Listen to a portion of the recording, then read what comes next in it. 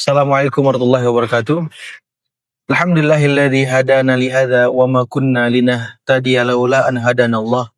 Asyhadu an la ilaha illallah wahdahu la syarika la wa asyhadu anna Muhammadan abduhu wa rasuluhu. Amma ba'd.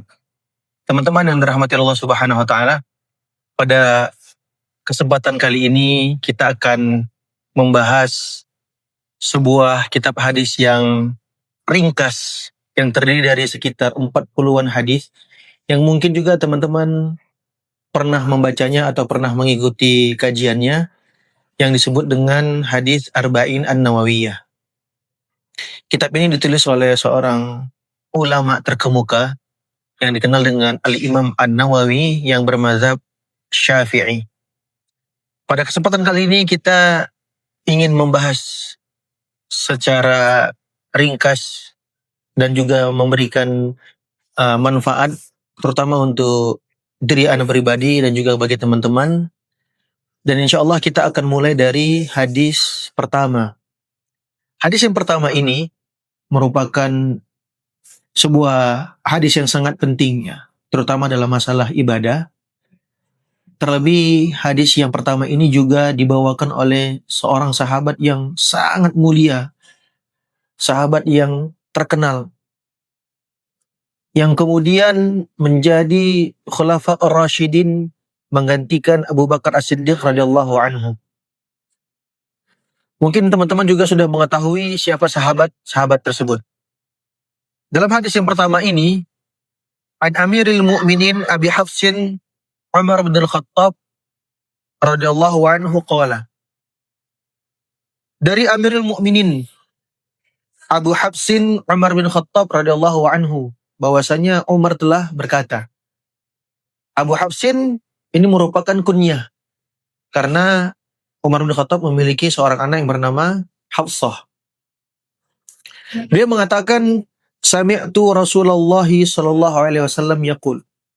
Dan perlu teman-teman ketahui, redaksi yang dipakai oleh Umar bin Khattab adalah sami'tu.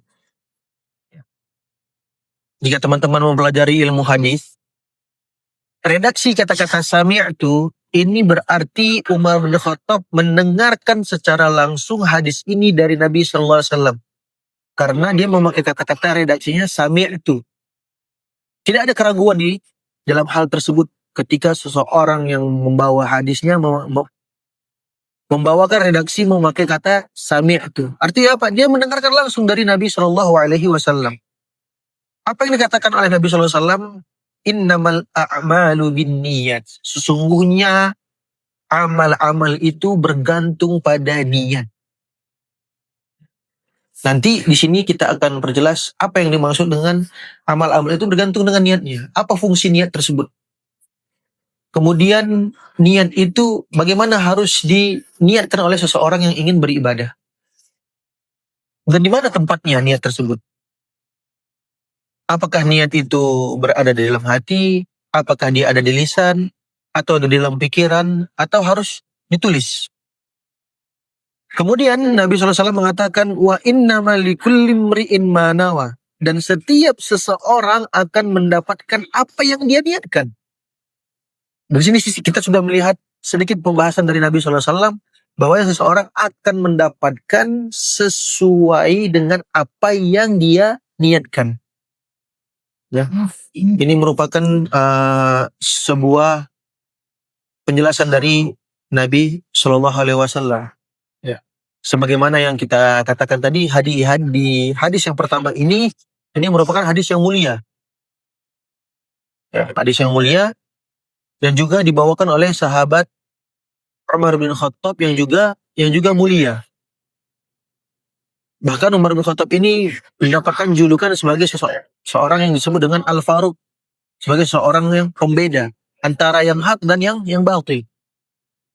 Dan juga Nabi SAW pernah berdoa agar agama Islam ini dimuliakan oleh salah satu dari dua Umar.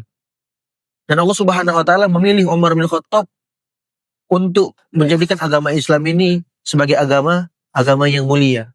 Dan kita tahu setelah itu, ya, Umar bin Khattab kemudian menjadi seseorang yang gagah berani mengumumkan, mengiklankan bahwasanya dia telah masuk Islam. Dia telah masuk ke dalam Islam. Dan setelah Umar bin Khattab masuk ke dalam Islam, para kaum sahabat-sahabat yang lain juga berani untuk menampakkan keislaman mereka. Mereka bertawaf, bertakbir. Begitulah Umar bin Khattab radhiyallahu anhu. Namun pada akhir hayatnya Umar bin Khattab meninggal di tangan seseorang yang Allah Subhanahu wa taala melaknatinya, Abu Lu'lu'ah. Umar bin Khattab ditusuk dengan pisau bermata dua sampai Umar bin Khattab meregang nyawa. Dan beliau meninggal di tahun 24 Hijriah sebagai Khulafa Ar-Rasyidin kedua. Kembali ke matan hadis tadi, teman-teman yang dirahmati Allah Subhanahu wa taala, kita bisa melihat bagaimana niat tersebut menjadi sesuatu yang penting di dalam ibadah kita. Seseorang akan mendapatkan sesuatu yang sesuai dengan apa yang dia niatkan. Apa yang dia niatkan. Kemudian apa yang dikatakan oleh Nabi SAW, faman kanat hijratuhu ilallahi wa rasulihi fa hijratuhu ilallahi wa rasulihi. Barang siapa yang hijrahnya jujur untuk Allah dan Rasulnya, maka hijrahnya tersebut benar-benar untuk Allah dan Rasulnya. Dan kita mengetahui, ya, hijrah tersebut membutuhkan kejujuran, membutuhkan keimanan. Sehingga seseorang tadi ketika dia meniatkan hijrahnya, dia berniat untuk hijrah. Namun niat tersebut untuk siapa dia berikan? Apakah untuk Allah dan Rasulnya atau untuk yang lain? Kalau untuk Allah dan Rasulnya, maka dia akan mendapatkan hijrah tersebut benar-benar untuk Allah dan Rasulnya. Apa buktinya? Maka dia akan mendapatkan kejujuran di dalam hijrahnya tersebut. Dia beramal, melaksanakan kewajiban, meninggalkan yang mungkin dulu ketika dia belum hijrah, banyak hal-hal yang dari dalam dirinya yang salah dia lakukan. Namun ketika dia hijrahnya jujur, dia mendapatkan dirinya beramal soleh. Akan tetapi, waman kanat hijratuhu lidunya yusibuha aw imra'atin yankihuha fa hijratuhu ila ma hajara ilahi. Akan tetapi, sayang sungguh disayang, ketika hijrahnya dia niatkan untuk dunia agar dia mendapatkan.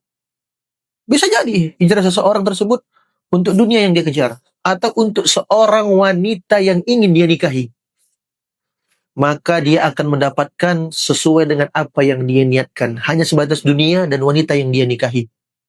Maka dari itu teman-teman, semoga di perjumpaan pertama ini bisa mencerahkan kita tentang awal-awal pembahasan tentang niat dan niat hijrah kita, agar niat hijrah kita tersebut jujur karena Allah Subhanahu wa ta'ala. Hadis ini diriwayatkan oleh Al-Imam Bukhari dan juga Imam Muslim.